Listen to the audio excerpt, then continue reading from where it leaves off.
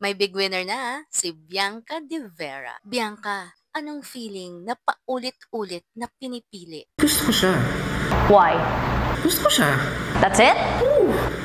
Gusto ko siya. Gusto ko siya. Ikaw na talaga, Bianca, ang haba-haba ng hair mo. I think by now, napanood na natin ang interrogation kila Dustin at saka kay Batums. And nakita natin doon how well Dustin defended himself and his relationship with Batums. At nakita natin na may conviction talaga ang taong ito. Although edited na yung ipinakita sa atin, mararamdaman naman natin na ang talagang pinukol sa kanila ay mga tanong tungkol sa kanilang relationship. And I'm glad that it was highlighted kasi yun naman talaga yung pinupukol sa kanilang dalawa, di ba?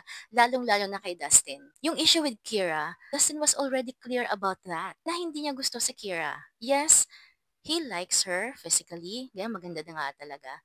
Pero personality, hindi niya gusto. Fortunately, may mga lalaki pang katulad ni Dustin na hindi lang tumitingin sa kalabasang anyo. It's just one of the considerations.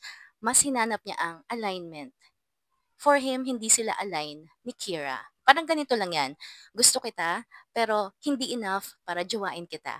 Gusto kita, pero hindi enough para ligawan kita. Para rin yan lang sa ating mga babae. We can entertain as many suitors as we want, but at the end of the day, we will only pick the best for us. We will pick the man who treats us the best. Ganon din lang yon. Hindi porket siya na yung first crush mo, siya na.